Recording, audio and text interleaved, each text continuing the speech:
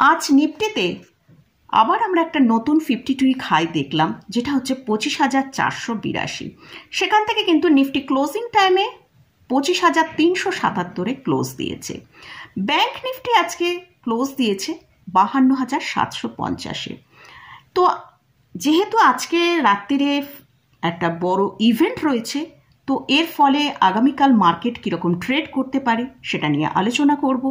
এছাড়াও আজকে আমরা দেখলাম আইটি সেক্টরের উপর একটা ভালো সেলিং এসছে, সেটা কেন এসেছে সেটা নিয়ে ডিসকাস করব, আর এরই রিলেটেড কয়েকটা স্টক নিয়ে ডিসকাস করব। তাহলে ভিডিওটা শুরু করা যাক। আমি নিরুপমা শেয়ার শেখো চ্যানেলের পক্ষ থেকে সকল বন্ধুদের স্বাগত জানাই। চ্যানেলটা যদি সাবস্ক্রাইব না করে থাকেন তাহলে অবশ্যই চ্যানেলটা সাবস্ক্রাইব করে নেবেন, আর পাশে থাকা বেল আইকনটা প্রেস করে রাখবেন। আমি ভিডিও আপলোড করার সাথে সাথে আপনাদের কাছে ভিডিওটা পৌঁছে যাবে। আমরা আজকে নিফটির মধ্যে নতুন যে 52 উইক হাইটা তৈরি করতে দেখলাম, সেটা 25,482। সেখানে কিন্তু সাস্টেন করতে পারলো না, সেখান থেকে নিফটি কিন্তু একটা সার্ভ সেলিং এসেছে। সেটা যেটা লো করেছে সেটা হচ্ছে 25,285। তো নিফটিকে আমরা যদি আজকে তার সর্বোচ্চ হাই থেকে তার লোকে ক্যালকুলেট করি, সেখানে আমরা দেখতে পাচ্ছি নিফটি কিন্তু একটা বড় রেঞ্জের মধ্যে ট্রেড করেছে, সেটা প্রায় 200 পয়েন্টের কাছাকাছি। তো আজকে ইউএস মার্কেটের যে রেড কার্ডের নিউজটা আসবে, তারই জন্য কিন্তু মার্কেটের মধ্যে ভোলাটিলিটি আমরা দেখতে পেলাম। কিন্তু এই রেড কার্ডের নিউজের এফেক্টটা আজকে আমরা ডাউন জোন, ন্যাসড্যাক, S&P 500-এর মধ্যে দেখতে পাবো। কিন্তু আগামীকাল আমাদের ইন্ডিয়ান মার্কেটে এই যে নিউজের ইম্প্যাক্টটা আমরা আগামীকাল আমাদের ইন্ডিয়ান মার্কেটে দেখতে পাবো। সেটা হয়তো আমরা দেখতে পাবো যে আমাদের মার্কেট যখন ওপেন হচ্ছে, হয়তো একটা বড় কোনো গ্যাপ আপ ওপেন হতে পারে, অথবা গ্যাপ ডাউন ওপেন আসতে পারে। সেটা হয়তো 300 পয়েন্ট ওপরে হতে পারে, অথবা 300 পয়েন্ট নিচে আসতে পারে। তাই আমাদের কিন্তু নিফটিকে যে লেভেলটা আমাদের ওয়াচ করতে হবে, সেটা কিন্তু খুবই ইম্পর্টেন্ট। নিফটির জন্য যেটা ইম্পর্টেন্ট লেভেল সেটা হচ্ছে 24,750 থেকে 24,800। এই লেভেলটা আমাদের কিন্তু খুবই ইম্পর্টেন্ট লেভেল, কারণ নিফটি যখন এই বড় র্যালিটা করলো, সেটা কিন্তু এই 24,750 থেকেই কিন্তু ওপরের দিকে বাউন্স করে আজকে 25,482 পর্যন্ত এই নতুন যে র্যালিটা আমরা দেখতে পেয়েছি। তাই এরকম বড় ইভেন্ট মার্কেটে আসার পর মার্কেটে কিন্তু একটা বড় গ্যাপ আপ অথবা গ্যাপ ডাউন আসতে পারে। তাই জন্যেই নিফটির জন্য আমাদের যে লেভেলটা ইম্পর্টেন্ট লেভেল সেটা হচ্ছে 24,750। আর যদি এই 24,750-কে ব্রেক করে, তাহলে কিন্তু নিফটির মধ্যে একটা বড় সেলিং আসার সম্ভাবনা আছে। তো এটা গেল নিফটি নিয়ে আলোচনা করলাম। এবার আসছে ব্যাংক নিফটি। ব্যাংক নিফটি আজকে কিন্তু খুব ভালো মুভ করেছে। আমরা ব্যাংক নিফটিকে দেখেছি যে 800 পয়েন্টের মতন একটা মুভ করেছে, এবং ক্লোজিং টাইমে ভালোই ক্লোজিং দিয়েছে, যেটা 52,750-এর কাছে ক্লোজ দিয়েছে। ব্যাংক নিফটি আজকে হাই করেছিল 52,954, আর লো করেছিল 52,154।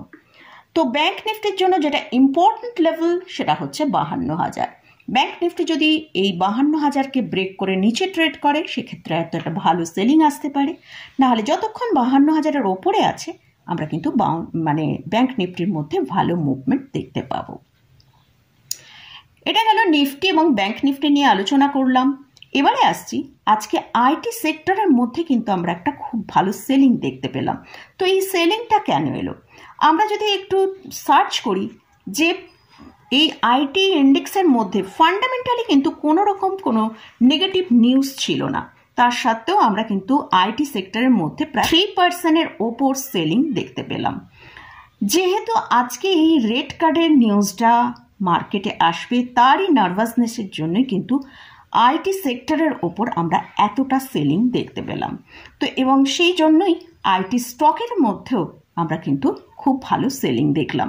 রিসেন্ট আমরা দেখেছি আইটি স্টকের মধ্যে কিন্তু একটা ভালো এসেছিল, তো সেক্ষেত্রে আমরা সেখানে আবার আজকে আমরা কিন্তু একটা ভালো প্রফিট বুকিংও দেখতে পেলাম।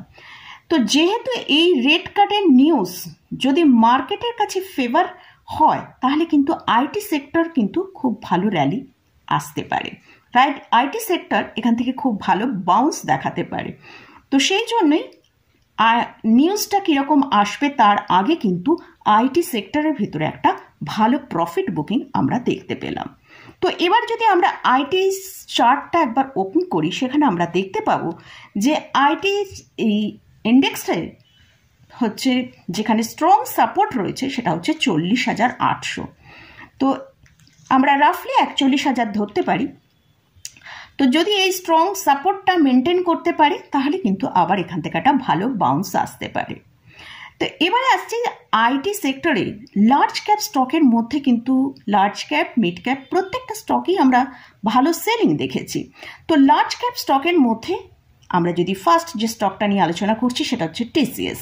টিসিএসের আজকে আমরা দেখেছি প্রায় 3.5%-এর মতন সেলিং এসছে। এখন টিসিএসের যে ক্লোজিং প্রাইসটা হচ্ছে সেটা হচ্ছে 4,347 টাকা। তো টিসিএসের জন্য যেটা স্ট্রং সাপোর্ট পয়েন্ট রয়েছে সেটা হচ্ছে 4100। যদি টিসিএস এই 4,100কে ব্রেক করে তাহলে কিন্তু আরও বেশ কিছুটা সেলিং আসতে পারে। তো যদি মার্কেটে আইটির মানে রেড কার্ডের এই নিউজটা ফেভারেবল হয় তাহলে হয়তো টিসিএস এখান থেকে বাউন্স করে ওপরের দিকে র্যালি দেখাতে পারে। সেরকম আমরা উইপ্রোয় যদি দেখি সেখানেও আমরা দেখছি প্রায় 2.57% আজকে ডিক্লাইন হচ্ছে। উইপ্রোর কারেন্ট প্রাইস চলছে 537 টাকা। এর যে স্ট্রং সাপোর্টটা রয়েছে 510 টাকার কাছে। সেরকম ইনফোসিসেও যদি দেখি, ইনফোসিসের এখন কারেন্ট প্রাইস চলছে 1,892 টাকা। আর এই স্টকেও 3%-এর ওপর আমরা সেলিং দেখেছি। আর এই ইনফোসিসের এখন যে স্ট্রং সাপোর্টটা রয়েছে 1,820 টাকা। যদি 1,820 ব্রেক করে তাহলে কিন্তু ইনফোসিসের মধ্যেও একটা ভালো সেলিং আসবে। এছাড়াও ওরাকলস ফাইন্যান্স সার্ভিস, এই কোম্পানিটার আমরা যখন র্যালি দেখি তখন বেশ একটা বড় র্যালি দেখতে পাই, আবার যখন সেলিংও আসে সেক্ষেত্রে কিন্তু একটা সার্ফ সেলিংও দেখতে পাই। তো এই স্টকটার এখন কারেন্ট প্রাইস চলছে 11,251 টাকা।